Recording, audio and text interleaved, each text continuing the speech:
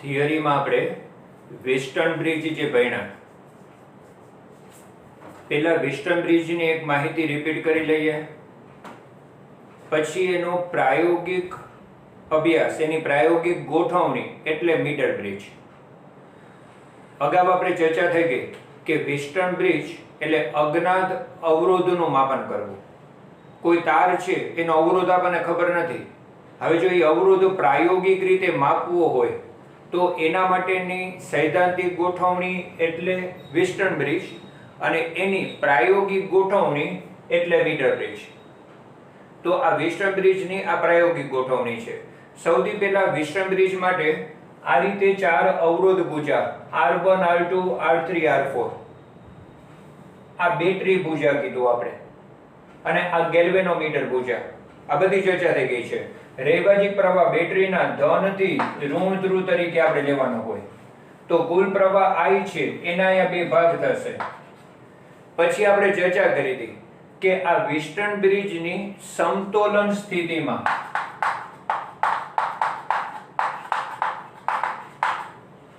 Western બ્રિજની સમતોલન સ્થિતિ એટલે ગેલ્વેનોમીટરમાંથી પ્રવાહ પસાર થતો ન હોય.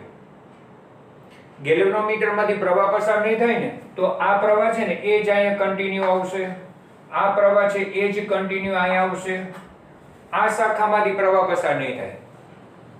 હવે આ સમતોલન સ્થિતિ કે જેમાં ગેલ્વેનોમીટરમાંથી પ્રવાહ પસાર થતો નથી, એ સિચ્યુએશન માટે કિર્ચોફના નિયમો લાગુ પાડી અને આપણે એક પરિણામ મેળવેલું છે. R2 ના છેદમાં R1 બરાબર R4 ના છેદમાં R3. તો જુઓ આવું પરિણામ.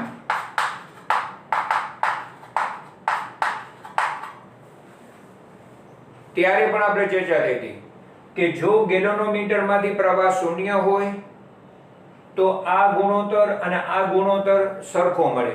ઉલટું જો આ બે ગુણોત્તર સરખા મળે તો ગેલ્વેનોમીટરમાંથી પ્રવાહ શૂન્ય હોય.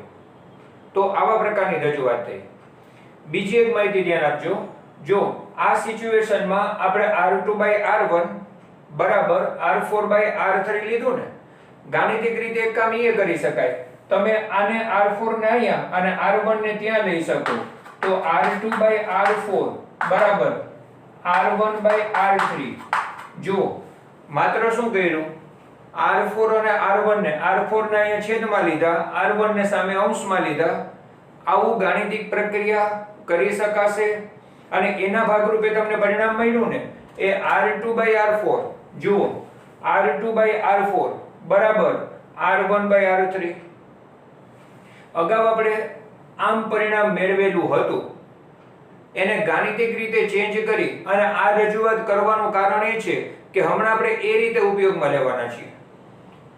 ત્યારે કન્ફ્યુઝન ન થાય કે સર આપણે તો આ ગુણોત્તર અને આ ગુણોત્તર સરખા લીધો હતો, પણ ગાણિતિક રીતે જ્યારે આ ગુણોત્તર અને આ ગુણોત્તર સરખા હોય ને ત્યારે R2/R4 અને R1/R3 પણ સરખા થાય. એટલે આપણે ઉપયોગમાં એમ લેશો કે ગેલ્વેનોમીટર ભુજા છે એની બે બાજુ પહેલા ઉપરના અવરોધોનો ગુણોત્તર R2/R4, નીચેના અવરોધોનો ગુણોત્તર R1/R3 સરખો થશે. તો અગાઉ ભણેલા પરિણામને સેજ જુદી રીતે ચર્ચામાં લઈ લીધું, કારણ કે એ રીતે ઉપયોગમાં લેવું છે. હવે આ વેસ્ટર્ન બ્રિજ વખતે છેલ્લે ચર્ચા થઈ હતી કે જો આ R4 અજ્ઞાત અવરોધ હોય તો આમાંથી R4 ને સૂત્રનો કર્તા બનાવી R3 સામે લઈ જાય અને R4 ની ગણતરી કરી શકાય. ટૂંકમાં જે અજ્ઞાત અવરોધ હોય એને સૂત્રનો કર્તા બનાવી શકાશે. તો એવી પ્રોસિજર આપણે હમણાં કરીએ. તો હવે જે ચર્ચા શરૂ કરીએ છીએ એ આ વેસ્ટર્ન બ્રિજ અગાઉ ભણ્યા જેની પ્રાથમિક માહિતી મેં રિપીટ કરી, એનું પ્રાયોગિક વર્ઝન, પ્રેક્ટિકલ વર્ઝન જે કહેવાય મીટર બ્રિજ, એની ચર્ચા શરૂ કરીએ. જો મીટર બ્રિજની અંદર એક લાકડાનું પાટિયું હોય, આખું લાકડાની ફ્રેમ હોય, એની અંદર આવો એક તાર હશે. આ AC તાર છે. તાર છે એની ખાસિયત હશે સમાન આડછેદ. આ તાર છે ને એ ક્યાંક જાડો ક્યાંક પાતળો એવો નહીં ચાલે. એનો આડછેદ એક સરખો હોવો જોઈએ, એક સરખો આડછેદ ધરાવતો તાર. વળી આ સમાન આડછેદ ધરાવતો જે તાર છે એની લંબાઈ 1 મીટર.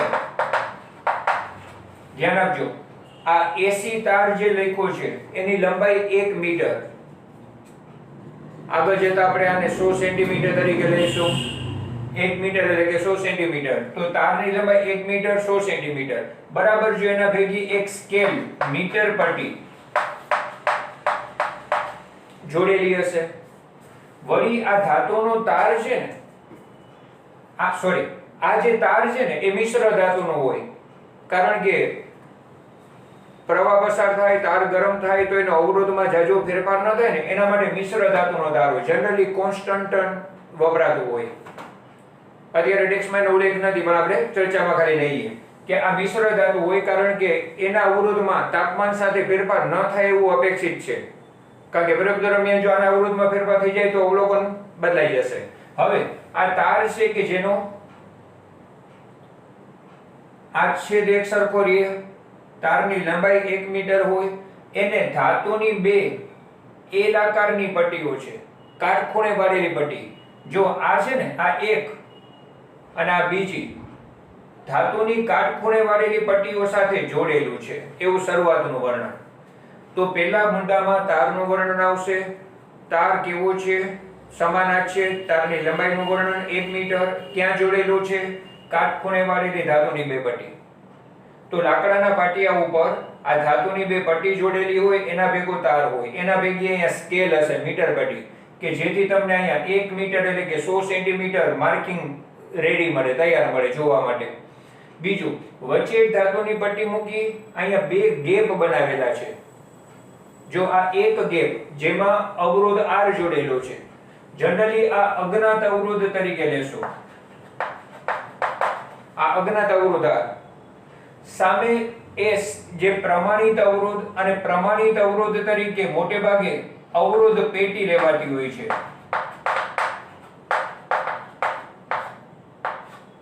ધ્યાન રાખજો, અવરોધ પેટી જેને ઇંગ્લિશમાં રેઝિસ્ટન્સ બોક્સ કહેવાય, એ એક એવી પ્રાયોગિક ગોઠવણી હોય કે આખું લંબઘન આકારનું બોક્સ હોય, એમાં ઘણી બધી કી હોય, ચાવી ગોઠવાયેલી હોય. દરેક કીની બાજુમાં એક આંકડો લખ્યો હોય. તમે જે કી કાઢો ને એટલો અવરોધ ત્યાં લાગુ પડે. દાખલા તરીકે એક કીની બાજુમાં 0.1 ઓહ્મ લખ્યું છે, તમે એક કાઢશો ને એટલે 0.1 ઓહ્મ નો અવરોધ જોડાઈ જાય. વળી બીજી કી કાઢો એની બાજુમાં 0.2 ઓહ્મ અવરોધ લખ્યો હોય તો ઓલી કી જોડી અને બીજી કાઢો તો 0.2 ઓહ્મ ની બાજુની કી કાઢશો એટલે 0.2 ઓહ્મ જોડાઈ જાય. આ એક પ્રકારનું ચલ અવરોધ હોય. ચલ અવરોધ જેને આપણે બદલાવી શકીએ એવું અવરોધ પેટી પ્રાયોગિક રીતે જોડાતી હોય છે. તો બે ગેપ છે, એમાં અવરોધ જોડવામાં આવે છે એવું વર્ણન આવશે. વળી એના પછી ચર્ચા આવશે કે જ્યાં તાર જોડેલો છે એવા બે જોડાણ અગ્ર પાસે, તાર જોડેલો છે એવા જોડાણ અગ્ર સાથે બેટરી જોડેલી છે જેમાં વચ્ચે કળ એટલે કે કી, આ ટપકું કર્યું છે એનો મતલબ કળ જોડાયેલી છે એટલે રૈવાજિક પ્રવાહ બેટરીના ધન થી ઋણ આ રીતે પસાર થશે. પણ જો આ ટપકું ન કરેલું હોય તો એનો અર્થ એમ થાય કે કળ ખુલ્લી છે, પરિપથ પૂર્ણ નથી કર્યો, સ્વિચ ઓફ છે, તો આ પ્રવાહ ન દર્શાવી શકાય. પણ જો આ ટપકું કર્યું છે એનો મતલબ સ્વિચ ઓન છે, આ સ્વિચ છે કળ એટલે. તો આ રીતના કળ વડે બેટરી જોડેલી છે. કારણ કે પ્રયોગ શરૂ કરવો હોય ત્યારે આપણે કળ જોડવાની, પરિપથ પૂર્ણ કરવાનો, અને આ રીતે બેટરી જોડેલી છે. આ બેટરી ભુજા કહેવાશે. વળી આ ધાતુની જે વચ્ચેની પટ્ટી છે ત્યાંના બી જોડાણ અગ્ર એનો સાથે ગેલ્વેનોમીટરનો એક છેડો જોડેલો છે. ગેલ્વેનોમીટર જે અત્યંત સંવેદનશીલ હોય, એમાંથી એકદમ સૂક્ષ્મ પ્રવાહ પસાર થાય તો પણ કોણાવર્તન દર્શાવે. ગેલ્વેનોમીટરના સ્કેલમાં એક દર્શક કાંટો ફરતો હોય, જનરલી રેડ કલરનો હોય, એમાં બરાબર વચ્ચે શૂન્ય હોય. પ્રવાહની દિશા પ્રમાણે જમણી બાજુ કે ડાબી બાજુ ફરી શકે. પ્રવાહની દિશા ઉલટાય તો પહેલા જમણી બાજુમાં કોણાવર્તન હોય તો પછી ડાબી બાજુમાં કોણાવર્તન દેખાડે. આવા પ્રકારના સંવેદનશીલ ગેલ્વેનોમીટરનો ઉપયોગ, જે ગેલ્વેનોમીટરનો બીજો છેડો છે ને એને તાર ઉપર સરકાવી શકીએ ને એવી જોકી કહેવાશે. જોકી એટલે એક પ્રકારની કી, કળ, કારણ કે આ ધાતુના સળિયા સાથે જોડેલો જોડાણ અગ્ર હોય, ગેલ્વેનોમીટરનો બીજો છેડો. જોકી એટલે બીજું કાંઈ નહીં, ધાતુનો સળિયો જોઈએ, એના બીજા છેડેથી તમે તાર જોડેલો હોય, એ તાર ગેલ્વેનોમીટર સાથે જોડેલો હોય. ધાતુનો અહીંયા અણીદાર છેડો હોય ને, એને આ તારના એસી તારના, આપણે જે તારનું વર્ણન કર્યું શરૂઆતમાં, એ એસી તાર ઉપર સરકાવો ને તો મૂવેબલ કી કહેવાય. તમે આ ધાતુના સળિયાને ઉપાડી લ્યો તો ત્યાંથી ડિસ્કનેક્ટ થઈ જશે. તો આવી તાર ઉપર સરકાવી શકાય, સ્લાઇડ કરી શકાય એવી કી એટલે એનું નામ આવ્યું છે જોકી. અને મેં કીધું એ પ્રમાણે આને ઉપાડી લેશો તો ડિસ્કનેક્ટ થઈ જશે. તો એ કી જેવું કામ આપે છે. તો આ રીતના ગેલ્વેનોમીટરનો એક છેડો જોડાણ અગ્ર B સાથે અને બીજો છેડો આ રીતના જોકી સાથે જોડાયેલો હશે, સરકાવી શકાય એવી કી સાથે જોડાયેલો હશે.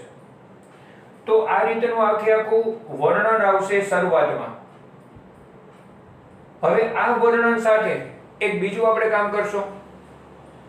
જો મેં તમને કીધું પ્રમાણે આ અવરોધ ભુજા આવે છે, સોરી આ બેટરી ભુજા છે, આ ગેલ્વેનોમીટર ભુજા છે. હવે આ જોકીનો આ છેડો ધારો કે D બિંદુ પર છે, આને D બિંદુ કહીએ. અહીંથી અહીંયા સુધીનો તાર 100 સેન્ટીમીટરનો છે, પણ ધારો કે A થી D સુધીનો ભાગ છે ને એ L1 લંબાઈ દર્શાવે છે. A થી D સુધીનો ભાગ L1 લંબાઈ દર્શાવે છે. તો સ્વાભાવિક છે કે D થી C સુધીનો ભાગ જો આપણે સેન્ટીમીટરમાં લેવો હોય ને તો 100 - L1. ધ્યાન રાખજો ટોટલ 100 સેન્ટીમીટર છે. જો આ 25 સેન્ટીમીટર હોય તો બાકીનું 75 હોય. કઈ રીતે મળે? 100 - 25. તો આ રીતના L1 સેન્ટીમીટરમાં તો બાકીનું 100 - L1 લખવાનું.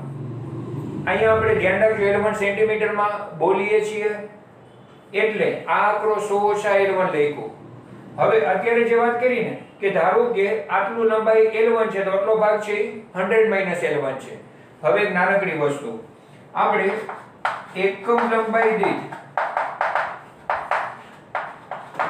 અવરોધ જેને RCM વડે દર્શાવીએ. એકમ લંબાઈ દીઠ અવરોધ એટલે અહીંયા આપણે લંબાઈ અત્યારે સેન્ટીમીટરમાં લઈએ છીએ ને તો 1 સેન્ટીમીટર દીઠ અવરોધ RCM છે.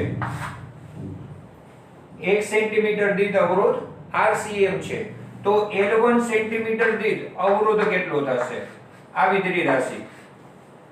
તો બરાબર ધ્યાન રાખજો. આટલા ભાગનો અવરોધ લખતા પહેલા, AD ભાગનો અવરોધ લખતા પહેલા આપણે જે પ્રોસિજર કરીએ છીએ એમાં જોજો.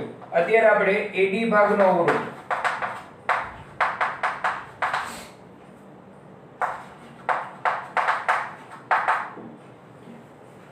AD ભાગ જેની લંબાઈ L1 સેન્ટીમીટર છે, 1 સેન્ટીમીટર દીઠ અવરોધ RCM હોય તો L1 સેન્ટીમીટર દીઠ અવરોધ કેટલો? તો આ બેના ગુણાકાર તરીકે RCM L1. એવી રીતે તમે આ DC ભાગનો અવરોધ લખશો.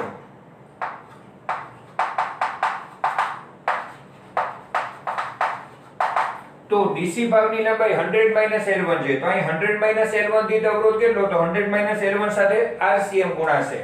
તો આ રીતના RCM સાથે 100 - L1 થશે. તો હવે એક અગત્યની વસ્તુ જુઓ. પહેલા આખું આ ગોઠવણીનું વર્ણન આવશે, પછી AD ભાગનો અવરોધ અને DC ભાગનો અવરોધ આવશે જેમાં RCM એટલે 1 સેન્ટીમીટર દીઠ 1 સેન્ટીમીટર લંબાઈ દીઠ અવરોધ છે એવું વર્ણનમાં આવશે. જેને આપણે આ ત્રિરાશિ પ્રમાણે 1 સેન્ટીમીટર દીઠ અવરોધ RCM હોય તો L1 દીઠ કેટલો, એવી રીતે 100 - L1 દીઠ કેટલો. આ રીતે અવરોધો પહેલા લખી નાખ્યા. તો હવે જોશો ને તો આ ચાર અવરોધ ભુજા થઈ R, S, AD અને DC. હવે ખાસ તમે આની હારે કમ્પેર કરો ને તો જો અહીંયા કેમ AB ભાગ છે ને જેનો અવરોધ R2 છે ને, તો જો અહીંયા A થી B સુધીનો ભાગ એક અવરોધ, B થી C સુધી બીજો અવરોધ. જો આ B થી C સુધી બીજો અવરોધ થયો, A થી D વચ્ચેનો એક અવરોધ થયો જો આ, અને D થી C વચ્ચેનો ચોથો અવરોધ થયો. ટોટલ જો ચાર અવરોધ અહીંયા 1 2 3 4. તો આવી રીતના જો આ 1 2 3 અને 4 ચાર અવરોધ થઈ ગયા. વચ્ચે ગેલ્વેનોમીટર B અને D વચ્ચે, જો B અને D વચ્ચે ગેલ્વેનોમીટર, A અને C સાથે બેટરી, આ A અને C સાથે બેટરી. જે સૈદ્ધાંતિક આકૃતિ છે ને એની પ્રાયોગિક ગોઠવણી થઈ ગઈ. બીજું આ R અવરોધ છે, આ નાનકડો તાર અહીંયા જોયેલો હોય કે જેનો અવરોધ આપણે નક્કી કરવો છે, જે અજ્ઞાત અવરોધ છે. અહીંયા અવરોધ પેટી, રેઝિસ્ટન્સ બોક્સ છે, જ્ઞાત અવરોધ છે, પ્રમાણભૂત અવરોધ છે કે જેનો અવરોધ આપણે ખબર હોય, નક્કી રાખેલો હોય. અગત્યની વાત શું થશે, આ બે ભાગના અવરોધો તમે આ જોકીને સરખાવો ને એટલે બદલાય. કારણ કે જો જોકીને સરખાવીશ, L1 બદલાશે, L1 બદલાશે તો AD ભાગનો અવરોધ બદલાશે, L1 બદલાય તો 100 - L1 નું મૂલ્ય બદલાઈ જાય એટલે DC ભાગનો અવરોધ બદલાઈ જાય. એકચ્યુઅલી આ પ્રાયોગિક ગોઠવણી કેવી છે કે જોકીને તાર ઉપર સરખાવતા આ બે શાખાના અવરોધો બદલાતા જાય, આ બે ભાગના અવરોધો બદલાતા જાય. આ અજ્ઞાત અવરોધ જે માપવો છે, આ જાણીતી અવરોધ પેટી હશે કે જેમાં આપણે નક્કી કરેલું મૂલ્ય ગોઠવેલું હશે. આ બે અવરોધો ભલે ખબર નથી આપણને, પણ એટલું તો નક્કી કે જોકીને હું સરખાવું તો આ બે ભાગના અવરોધ બદલાય. જોકીને તાર ઉપર સરખાવતા જઈએ, જોકીને તાર ઉપર સરખાવતા જઈએ એમ આ અવરોધ બદલાતા જાય. કોઈ એક જગ્યાએ ગેલ્વેનોમીટરનું આવર્તન શૂન્ય દેખાડશે. પ્રેક્ટિકલી આ કામ કરવાનું હોય કે તમે જોકીને તાર ઉપર સરખાવતા જાવ ને તો કોઈ એક જગ્યાએ દર્શક કાંટો શૂન્ય ઉપર દેખાડે. અને બરાબર ધ્યાન આપજો, દર્શક કાંટો જેવો શૂન્ય ઉપર દર્શાવશે ને તો ગેલ્વેનોમીટરમાંથી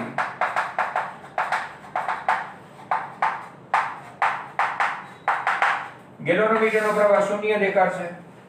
પણ જો ગેલ્વેનોમીટરનો પ્રવાહ શૂન્ય દેખાડે ને તો તમે એક કામ કરી શકશો.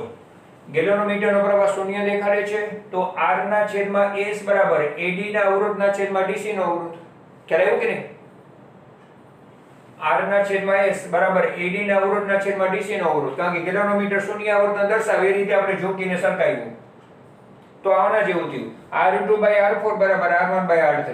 આ મેં શરૂઆતમાં સમજાવ્યું એની એપ્લિકેશન કે આ ગુણોત્તર અને આ ગુણોત્તર સરખા થાય એમ આ ગુણોત્તર અને આ ગુણોત્તર સરખા થશે. R ના છેદમાં S બરાબર AD ના અવરોધના છેદમાં DC નો અવરોધ. તો જુઓ R ના છેદમાં S બરાબર AD ના અવરોધના છેદમાં DC નો અવરોધ. AD નો અવરોધ કેટલો છે? RCM L1 છેદમાં DC નો અવરોધ કેટલો છે? RCM 100 - L1. તો ગેલ્વેનોમીટરનો પ્રવાહ શૂન્ય દેખાડશે ત્યારે આ શરત જે લાગુ પાડી એ સૈદ્ધાંતિક રીતે ગઈકાલે ભણી ગયા, એને થોડીક અલગ રજૂઆત સાથે આજે ચર્ચા કરી. હવે આમાંથી RCM કેન્સલ થઈ જશે, S આપણે ઉપર લઈ જઈએ કારણ કે R ગણવું છે. તો R બરાબર S L1/100 - L1. જો આ ખૂબ જ અગત્યનું પરિણામ થયું. હવે પ્રાયોગિક રીતે શું કરવામાં આવે કે અહીંયા S અજ્ઞાત અવરોધ અહીંયા S જે અવરોધ પેટી છે ને ત્યાં ચોક્કસ મૂલ્ય મૂકીએ. દાખલા તરીકે 0.1 ઓહ્મ રાખ્યું એટલે S 0.1 ઓહ્મ થયું. પ્રેક્ટિકલી તાર પર જોકી સરકાવે, ધારો કે કોઈ ચોક્કસ 40 સેન્ટીમીટર ગેલ્વેનોમીટર શૂન્ય દેખાડે છે તો ઉપર 40 સેન્ટીમીટર થયા, નીચે 100 - 40 એટલે કે બાકીના 60 સેન્ટીમીટર થયા. ઉપર નીચે સેન્ટીમીટરમાં હોય એટલે એકમ કન્વર્ટ કરવાની જરૂર ન હોય, કેન્સલ થઈ જાય એકમો. તો આ જગ્યાએ 40 સેન્ટીમીટર હોય તો નીચે 60 સેન્ટીમીટર આવે. S આપણને ખબર છે, આ ત્રણેયની કિંમત સાથે ગણતરી કરી તમને R મળી જાય. પ્રેક્ટિકલી શું કરે કે S ના જુદા જુદા મૂલ્ય માટે પ્રયોગનું પુનરાવર્તન કરે. S ના જુદા જુદા મૂલ્ય લઈએ 0.1 ઓહ્મ, પછી બીજી વખત રાખે 0.2 ઓહ્મ, એટલે બીજી વખત 0.2 ઓહ્મ રાખશે ને એટલે L1 પહેલા હતું એના કરતા બદલાઈ જાય. વળી જોકીને તાર ઉપર સરખાવીએ કારણ કે આ બદલાઈ ગયો તો આ ગુણોત્તર સરખો થાય એના માટે આને ફરી જુદા બિંદુએ ગેલ્વેનોમીટર શૂન્ય આવર્તન દર્શાવશે. જે લંબાઈ ગેલ્વેનોમીટર શૂન્ય આવર્તન દર્શાવે ને એ ફરી પાછી નોંધવાની, જેને તટસ્થ બિંદુ કહેવાય, સમતોલન બિંદુ કહેવાય, ઇંગ્લિશમાં એને બેલેન્સિંગ લેન્થ અથવા નલ પોઈન્ટ કહેવાય છે. આવા એકને એક વસ્તુ માટે અલગ અલગ શબ્દ વપરાય. તટસ્થ બિંદુ, સમતોલન બિંદુ, બેલેન્સિંગ લેન્થ અથવા તો નલ પોઈન્ટ કે જ્યાં ગેલ્વેનોમીટરનું આવર્તન શૂન્ય હોય. આ લંબાઈને એવા અલગ અલગ નામ અપાતા હોય. અને S ના જુદા જુદા મૂલ્ય માટે પ્રયોગનું પુનરાવર્તન કરી આખું અવલોકન ટેબલ બનાવ્યું હોય. આ સૂત્રનો ઉપયોગ કરી અને ગણતરી કરતા જઈને R ના 3-4 અવલોકનો મેળવે, પછી એનો સરેરાશ લઈએ. કારણ કે પ્રાયોગિક રીતે ત્રુટિના નિવારણ માટે પ્રયોગનું પુનરાવર્તન કરી અને એનું સરેરાશ લઈએ ને તો ત્રુટિઓનું પ્રમાણ ઘટાડી શકાય. આવી ચર્ચા. ઘણી જગ્યાએ છે ને અહીંયા 1 ઓછા L1 લખ્યું હોય ત્યારે કન્ફ્યુઝ નહીં થવાનું. અહીંયા 1 ઓછા L1 લખ્યું હોય ને ત્યારે ધ્યાનમાં રાખશો ને તો L1 મીટરમાં મૂકતા હોય. 1 ઓછા L1 લખ્યું હોય ત્યારે ધ્યાન રાખવાનું કે 1 મીટર 100 સેન્ટીમીટરની બદલે 1 મીટર લઈને આપણે ત્યાં સૂત્ર લખ્યું છે તો પછી એમાં લંબાઈ મીટરમાં લઈને ગણતરી કરવાની. બરાબર. અત્યારે સૂત્ર સેન્ટીમીટરમાં છે એવું ખાલી જાણકારી દે. બીજી એક વધારાની વાત કરું. જો આ વિસ્ટમ બ્રિજ કઈ રીતે મીટર બ્રિજ છે સમજાવી દીધું મેં તમને. આ બે અવરોધ તો એ આ બે અવરોધ થયા. આ બે અવરોધ છે એ AD અને DC થયા. વચ્ચે ગેલેનોમીટર છે અને A અને C વચ્ચે બેટરી છે. આ A અને C વચ્ચે બેટરી છે. તો જે સૈદ્ધાંતિક છે એની પ્રાયોગિક ગોઠવણી. બીજું, આવો પ્રયોગ શરૂ કરવામાં આવે ને ત્યારે એક નાનકડું સ્ટાર્ટિંગ પોઈન્ટ હોય. તમારે શું હોય, લાકડાના પાટિયા ઉપર આમ ધાતુની પટ્ટી જડેલું આખું સાધન ફિક્સ હોય, તાર ભેગી સ્કેલે ફિક્સ કરેલી હોય. તમારે જોડવાનું કઈ કઈ વસ્તુ હોય? પહેલા અજ્ઞાત અવરોધ જે માપવો છે, બીજું અવરોધ પેટી, ત્રીજું ગેલેનોમીટર જોડવાનું હોય, ચોથું બેટરી જોડવાનું હોય. આ બધું જોડીને પરિપથ તૈયાર કરવાનું હોય. આ હું ચર્ચા કરું છું, પ્રેક્ટિકલમાં કામ આવશે. થિયરીની વાત પતી ગઈ, પ્રેક્ટિકલ માટેની વાત કરું છું. તો હવે તમે આવી રીતના જોડાણ કર્યા પછી તમારો પરિપથ સાચો છે કે ખોટો, તમે આગળ પ્રયોગ કન્ટિન્યુ કરી શકશો કે નહીં, એ કેમ નક્કી કરવું? એના માટેની એક રીત છે. આ જોકીને પેલા એ છેડા પાસે દેખાડો ને તો ગેલેનોમીટરનો સ્કેલ, ધારો કે આ રીતના ગેલેનોમીટર છે, એનું બરાબર વચ્ચે 0 છે. દર્શક કાંટો જનરલી લાલ કલરથી હોય, એ બરાબર 0 ઉપર હોય. તમે જેવું જોકીને એ ઉપર લાવો ને તો દર્શક કાંટો આ બાજુ ફરે. પછી તમે એ જ જોકીને C ઉપર લઈ જાઓ ને તો દર્શક કાંટો આમ આવે, જેને કહેવાય ઓપોઝિટ ડિફ્લેક્શન દેખાડ્યું. એક છેડા પર ડાબી બાજુ ડિફ્લેક્શન દેખાડે તો બીજા છેડા પર જમણી બાજુમાં ડિફ્લેક્શન દર્શાવે તો તમારો પરિપથ સાચો છે. કારણ કે આ રીતે ગેલેનોમીટર દર્શાવશે ને તો જેનો મતલબ શું થયો કે આ છેડે ડાબી બાજુ ડિફ્લેક્શન છે, આ છેડે જમણી બાજુ ડિફ્લેક્શન છે, એટલે વચ્ચે ક્યાંક 0 ડિફ્લેક્શન મળશે. હવે તમે આ બાજુ રાખ્યું, ડાબી બાજુ ડિફ્લેક્શન દેખાડ્યું, આ છેડે રાખ્યું તો પણ ડાબી બાજુ ડિફ્લેક્શન દર્શાવ્યું. એનો મતલબ વચ્ચે ક્યાંય નલ પોઈન્ટ નહીં મળે, કારણ કે અવરોધોના મૂલ્ય એવા ગોઠવાયેલા નથી કે જે બેલેન્સ કરી શકે છે. આ એનો અર્થ થયો. એટલે S નું મૂલ્ય તમારે બદલાવીને પહેલા ચેક કરવું પડે કે જ્યાં આ રીતના બે છેડા પર ઓપોઝિટ ડિફ્લેક્શન દેખાડે તો પછી જ પ્રયોગ આગળ વધારવાનો. નહીંતર એનો મતલબ એમ થાય કે S નું મૂલ્ય આપણે એવું નથી રાખી શક્યા કે વચ્ચે ડિફ્લેક્શન, વચ્ચે ગેલેનોમીટરનું આવર્તન શૂન્ય મળે એવું બિંદુ ક્યાંય વચ્ચે મળે એવું શક્ય નથી કે થયું એવું સાબિત થાય. આ ખાલી તમારા ઇન્ટરેસ્ટ પૂરતું પ્રયોગ સ્ટાર્ટ કરતા પહેલા આવી એક ચકાસણી કરવાની હોય. તો ખૂબ જ અગત્યનો ટોપિક છે મીટર બ્રિજ. પહેલાનું વર્ણન આવશે કે મેં વર્ણન બધું તમને જે ક્રમમાંથી આપ્યું છે એ જ ક્રમમાં વર્ણન બોલ્યો છું. પછી આ થોડીક સૂત્રાત્મક પ્રોસિજર આવશે અને પછી જે પરિણામ મળે જેના ઉપરથી કઈ રીતે અજ્ઞાત અવરોધ R મળશે એ નક્કી કરી શકાશે. બરાબર. આવા પ્રકારની ચર્ચા. એક નાનકડી વધારાની વાત કરું જે હજી ટેક્સ્ટમાં નથી. તમને અજ્ઞાત અવરોધ મળી જાય ને, આનું અહીંયા જે તાર જોડ્યો એનું, એ તારના દ્રવ્યની અવરોધકતા, જેને સ્પેસિફિક રેઝિસ્ટન્સ કહેવાય છે ઇંગ્લિશમાં, અથવા રેઝિસ્ટિવિટી. અવરોધકતા, સ્પેસિફિક રેઝિસ્ટન્સ પણ બોલાય, એ ગણી શકાય. એક વધારાની વાત કઈ રીતે? દાખલા તરીકે તમને R મળી ગયું તો R બરાબર ρ L/A. A એટલે આ છેડનું ક્ષેત્રફળ જે તાર માટે વર્તુળાકાર હોય, πr² હોય. હવે આ ρ એટલે અવરોધકતા, જેને સ્પેસિફિક રેઝિસ્ટન્સ પણ બોલાય, આ સામે આવી જાય તો R πr²/L. તમે અહીંયા જે તાર જોડ્યો છે અજ્ઞાત અવરોધ, એની લંબાઈ માપવી પડે પ્રેક્ટિકલી, એ તારની ત્રિજ્યા માપવી પડે સ્ક્રૂ ગેજની મદદથી. ઉપરાંત R તો તમે આ પ્રોસિજરથી માપ્યો હોય.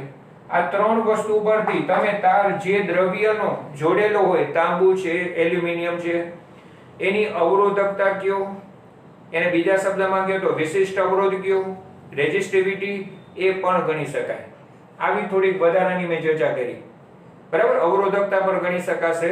તો આ રીતના મીટર બ્રિજની ચર્ચા પૂરી કરી. મીટર બ્રિજના જ ઉદાહરણમાં એક આવી રજૂઆત આપી છે કે આ રકમમાં એવું આપ્યું છે આકૃતિમાં દર્શાવ્યા પ્રમાણે, પણ જનરલી આકૃતિ ના આપી હોય તો પણ ચાલે.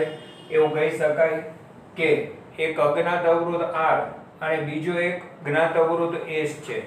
હવે પ્રારંભમાં S અવરોધ જોડેલ છે ત્યારે A થી 33.7 સેન્ટીમીટર આગળ તટસ્થ બિંદુ મળે છે.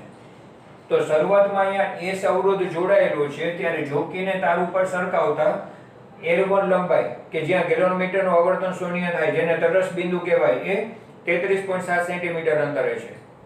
હવે થોડુંક એમ કહે છે કે S ને સમાંતર 12 ઓહ્મનો અવરોધ જોડીએ. તો આની સાથે હું બીજો એક 12 ઓહ્મનો અવરોધ જોડીશ તો આ શાખાનો અવરોધ બદલાઈ ગયો, તો આ ગુણોત્તર બદલાઈ જશે, તો આ ગુણોત્તર બદલાઈ જાય. કારણ કે ગેલોનોમીટરનો આવર્તન શૂન્ય માટે આ ગુણોત્તર બંને સરખા રહેવા જોઈએ. હવે S ને સમાંતર 12 ઓહ્મનો અવરોધ જોડતા હવે તટસ્થ બિંદુ 33.7 ની બદલે 51.9 સેન્ટીમીટર ઉપર મળે છે. L1 લંબાઈ બદલાઈ ગઈ. હવે આટલી માહિતી ઉપરથી આપણે R અને S બંને ગણવાના છે. તો એના માટે શરૂઆતમાં આપણે જાણીતું સૂત્ર R/S બરાબર L1 ના છેદમાં 100 માઈનસ L1. અહીંયા આપણે 100 લીધા કારણ કે લંબાઈ તમને સેન્ટીમીટરમાં આપી છે. બાકી જો લંબાઈ મીટરમાં આપી હોય 0.33 મીટર ને 0.52 મીટર ને આવા આંકડા હોય તો ધ્યાન રાખવાનું અહીંયા 1 ઓછા L1 લેવાનું. આ વસ્તુ ધ્યાન રાખજો. અથવા તો લંબાઈને તમારે સેન્ટીમીટરમાં ફેરવીને મૂકવાનું. બેમાંથી એક જરા એલર્ટ રહેવાનું. હવે અત્યારે R ના છેદમાં S બરાબર L1 ના છેદમાં 100 માઈનસ L1. આ ગુણોત્તર હમણાં આપણે ભણ્યા. એમાં પેલા S અવરોધ જોડેલો છે ત્યારે પ્રારંભમાં R ના છેદમાં S બરાબર L1 તટસ્થ બિંદુ છે 33.7. તો છેદમાં 100 માઈનસ L1 એટલે કે 100 ઓછા 33.7 જે 66.3 આપણે લેવાના થશે. તો આ રીતના 100 ઓછા 33.7 છે એ 66.3 ત્યાં મૂકવાના થાય. આને આપણે સમીકરણ નંબર 1 તરીકે લઈએ. ધ્યાનમાં રાખીએ આ સૂત્રનો ઉપયોગ કર્યો છે જેમાં L1 ઉપર 33.7 મૂક્યા તો નીચે 100 ઓછા L1 કર્યા છે અને એ મૂક્યા છે. હવે આગળ જતા જ્યારે S સાથે સમાંતરમાં 12 ઓહ્મ જોડવામાં આવે. હવે S સાથે સમાંતરમાં 12 ઓહ્મ જોડીએ ને તો એનો સમતુલ્ય અવરોધ જે થશે ને એને S ઇક્વિવેલન્ટ કહીએ ને તો 1/S અને 1/12. S અને 12 ઓહ્મ સમાંતરમાં છે. સમાંતર જોડાણમાં 1/R બરાબર 1/R1 પ્લસ 1/R2 સૂત્ર. હવે આમાં લસાઅ લઈ અને વ્યસ્ત લ્યો ને એટલે S ઇક્વિવેલન્ટ બરાબર તમને મળશે 12S/12 પ્લસ S. તો જ્યારે S સાથે સમાંતરમાં 12 ઓહ્મ જોડીએ તો સમતુલ્ય અવરોધ હવે આ શાખાનો થઈ જશે 12S/12 પ્લસ S. પણ જ્યારે આ રીતે જોડ્યા પછી તટસ્થ લંબાઈ જે મળે છે ને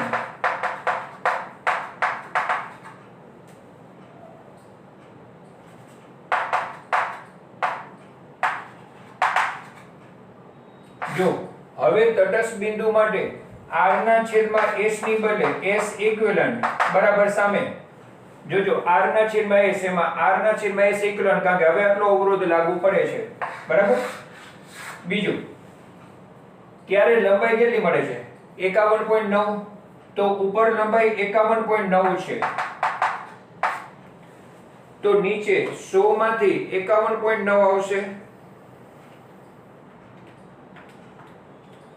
તો 48.1 મૂકવાના થશે. તો જો જ્યારે R સાથે S છે ત્યારે તટસ્થ બિંદુ 33.7 છે. જ્યારે R સાથે હવે S ઇક્વિવેલન્ટ છે સામે કે જે S અને 12 નું સમાંતર જોડાણ છે ત્યારે તટસ્થ લંબાઈ 51.9 છે તો નીચે 48.1 આવશે. હવે આ S ઇક્વિવેલન્ટ ની જગ્યાએ આ વસ્તુ મૂકશું આપણે. તો જોજો R ના છેદમાં S ઇક્વિવેલન્ટ એટલે કેટલા મૂકશું 12S/12 પ્લસ S.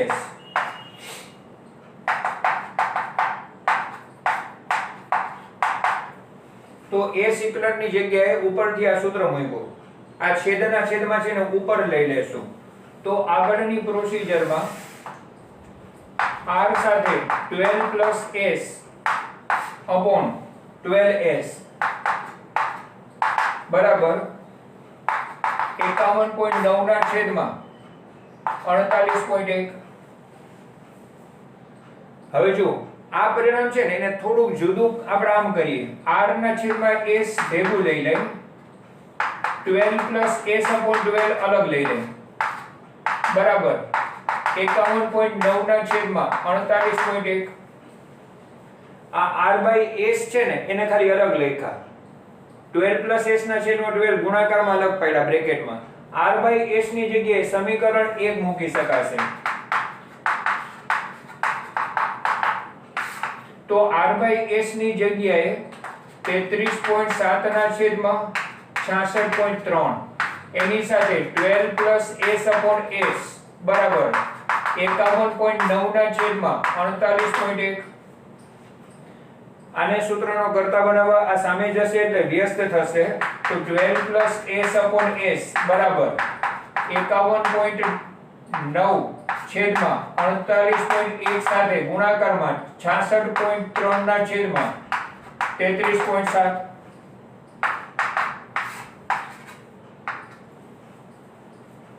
અહીંયા જે આંકડો આવશે એની સાથે s ગુણાવશું એટલે 12 s બરાબર કંઈક મળશે. એમાંથી s ની ગણતરી કરી શકાશે. ટેક્સ્ટ બુક પ્રમાણે s નો જે જવાબ આપ્યો છે એ 13.5 ઓહ્મ. બાકી પોઈન્ટ સાથે ગણતરી કરશો તો 13.44 ઓહ્મ કેવો નિયરલી જવાબ આવશે એ પણ મૂકી શકશો જે ગણતરીમાં આવે. તો 13.44 ઓહ્મ અથવા તો 13.5 ઓહ્મ. આ રીતના આમાંથી ગણતરી કરતા s સિવાયના બધા આંકડાઓ છે તમારે s ને સૂત્રનો કરતા બનાવવાનું છે. હવે જે s મળી જાય ને એ s ને તમે પાછા સમીકરણ 1 માં મૂકી શકો. તો સમીકરણ 1 માં s મૂકવાના થાય તો r ના છેદમાં s ની જગ્યાએ 13.5 અથવા તો તમને મળેલા 13.44 મૂકીને ગણતરી કરો. 33.7 ના છેદમાં 66.3. તો આમાંથી તમને આ 13.5 ને સામે લઈ જતા r નો જવાબ આવશે એ 6.86 ઓહ્મ. આ ટેક્સ્ટ પ્રમાણે મળતા જવાબો દર્શાવ્યા છે. કેસીથી ગણતરી કરતાના નિયરલી આન્સર આવશે એ પણ મૂકી શકાશે. જો આપણે જે ચર્ચા પૂરી કરી એ આ રીતના વેસ્ટર્ન બ્રિજ માંથી ભણ્યા મીટર બ્રિજ અને મીટર બ્રિજની એપ્લિકેશન વાળું ઉદાહરણ કે જેમાં ખરેખર બે વખત આ પરિણામ ઉપયોગમાં લીધું. પહેલા r સાથે s છે ત્યારે તટસ્થ બિંદુ L1 33.7 છે. પછી ફેરફાર સાથે પૂછાય ને ત્યારે જરૂરી નથી કે s સાથે સમાંતરમાં 12 ઓહ્મ આપ્યો હોય. ધ્યાન રાખો આટલો નાનકડો શબ્દ બદલાવી નાખે ને અને આવું ટ્વિસ્ટ થઈને જ્યારે બોર્ડ એક્ઝામમાં પૂછાય છે ને ત્યારે મોટા ભાગના ગોખેલી વસ્તુ લખીને આવી જાય છે અને પછી પેપરમાં બધું લખ્યું હતું કેમ માર્ક કપાઈ ગયા ખબર ન પડી. એને છેલ્લે સુધી ખબર ન હોય કે ઓલા પેપરમાં ત્યાં સમાંતરની જગ્યાએ શ્રેણી શબ્દ વાપરીને પૂછ્યું હતું અને આપણે સમાંતર સાથે ટેક્સ્ટ બુકનો દાખલો ગણી આવ્યા છે. જો s સાથે શ્રેણીમાં 12 ઓહ્મ એવું લખ્યું હોય તો આનો સમતુલ્ય અવરોધ s + 12 જ થાય. તો છેદમાં s ઇક્વિવેલન્ટ ની જગ્યાએ ખાલી s + 12 જ આવે અહીંયા. અને એવી સ્થિતિમાં જરાક આમ ડિફરન્ટ થઈ જશે કારણ કે s + 12 હોય ને તેમાંથી r by s ને સૂત્રનો કરતા ન બનાવી શકાય. એના માટે પાછી અલગ પ્રોસિજર આગળ વધારવી પડે. તો આપણે જે ચર્ચા કરીએ છીએ હા એવી સમયે બની શકે કે r અને s માંથી કોઈ એક અવરોધ સાથે આપણે માહિતી આપી હોય બીજા અવરોધ સાથે ગણતરી કરવાની હોય. પણ અત્યારે જે મેં ચર્ચા કરી છે એમાં ગાણિતિક પ્રક્રિયા બદલાઈ જાય જો સમાંતરની બદલે શ્રેણી જોડાણ હોય. એ સિવાય આ પ્રોસિજરમાં સમાંતર સાથે આંકડાકીય ફેરફારો આવી શકે. આવું ઘણા બધા દાખલા સાથે ચર્ચા કરું છું ને એવું બોર્ડ એક્ઝામમાં શક્ય છે અને એવું આપણે જરા એલર્ટ રહીને કામ કરવાનું.